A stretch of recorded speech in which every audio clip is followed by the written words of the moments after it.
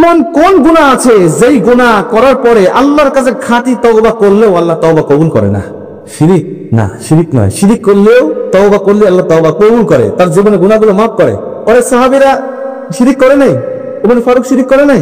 অনেক সাহাবারা শিরিক করেছেন ইসলাম গ্রহণের আগে, কিন্তু তারা যখন বুঝতে পেরেছে আল্লাহর নবীর দাওয়াত পেয়ে তারা কালেমা পড়ে মুসলমান হয়ে গিয়েছে। আল্লাহ পাক এক একজন সাহাবীর সামনে জান্নাতের সার্টিফিকেট দান করে দিয়েছে। ঠিক না বলে? তো শিরিক করলে যদি তওবা করেন আল্লাহ ক্ষমা করবে, কিন্তু পৃথিবীতে এমন একটা জঘন্য পাপ আছে সেই পাপ করার পরে আল্লাহর কাছে তওবা করে কাঁদতে কাঁদতে যদি মারাও যান তারপরেও আল্লাহ আপনাকে ক্ষমা করবে না। হ্যাঁ, বান্দার হক, সেটা হলো বান্দার হক। বান্দার হক যখন আপনি নষ্ট করবেন, আল্লাহর কাছে কাঁদবেন, আল্লাহ কান্নার দিকে তাকায়া দেখবেন। আল্লাহ বলবে ভুল করেছো যার কাছে, হক নষ্ট করেছো যার কাছে, গিয়ে ক্ষমা চাও তার কাছে। ও বান্দা যদি ক্ষমা করে দেয়, আমার কাছে এত কান্নার প্রয়োজন নাই, আমি আল্লাহ আগেই ক্ষমা করে দেবো তোকে। বান্দা যদি তোকে ক্ষমা না করে, তোর দুইটা মেয়ে তো আর একটা ছেলে, তুই মেয়ের হক নষ্ট করে ছেলেকে দিয়েছিস। অনেক হাজী সাহেব আমাদের সমাজে আছে, হজে যাওয়ার আগে মেয়ের মাথায় হাত দিয়ে দোয়া করে, মা তোর জন্য দোয়া করে দিলাম, তোর সম্পত্তিটা তোর ভাইকে দিয়ে দিলাম। আছে না নাই?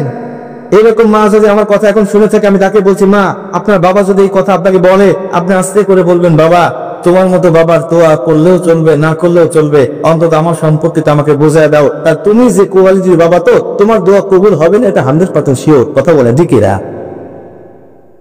এখানে যদি এমন করে বাবা থেকে থাকেন, সম্পদ বন্টন করতে গিয়ে দুর্নীতি করে ফেলেছেন, বড় সন্তানকে ফাঁকি দিয়েছেন, ছোট সন্তানকে বেশি দিয়েছেন, বড় সন্তানকে বিদেশ পাঠিয়ে দিয়েছেন সংসারের টাকা দিয়ে, বড় সন্তান হাড় ভাঙা খাটুনি করে বিদেশ থেকে অর্থগুলো পাঠিয়েছে, বাবা ছোট সন্তানের নাম সব সম্পত্তিগুলো কিনে কিনে রেখে দিয়েছে। এমন বাবা আছে না নাই? অনেক প্রবাসীর কান্না আমার ফোনে রেকর্ড করা আছে। অনেক প্রবাসী কাঁদছে এইভাবে কথা বলে যে হুজুর বাবা 5 লাখ টাকা দিয়ে বিদেশ পাঠিয়ে দিয়েছে, এটাই নাকি সব, যত টাকা পাঠিয়েছি সব ভাইকে দিয়ে দিয়েছে, ছোট ভাইকে দিয়েছে, আমার জন্য কিচ্ছু রাখে না। সম্পদ বন্টন করতে গিয়ে যদি আপনি কখনো দুর্নীতি করে ফেলেন, কসম করে বলছি আপনি হজ করবেন তো কোনো সমস্যা নাই, কিয়ামত পর্যন্ত হায়াত পাবেন, কিয়ামত পর্যন্ত হজ করবেন। মারা যাওয়ার পরে মক্কা মদিনার ইমাম সাহেব নিয়ে এসে মিলাদ করাবে, দোয়া দরুদ পাঠ করে আপনার জন্য দোয়া করবে। ওই ফেরেশতারা আকাশমণির ডাল নিয়ে আপনার জন্য বসে থাকবে পিটানোর জন্য, রাত 3-24 ঘন্টা। কথা বলেন ঠিক কিনা?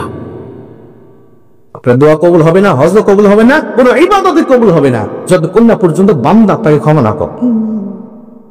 বান্দার হক নষ্ট করা যাবে না ভাই। আল্লাহর হক নষ্ট করে তওবা করলে আল্লাহ ক্ষমা করে। শিরিক হলো আল্লাহর হক।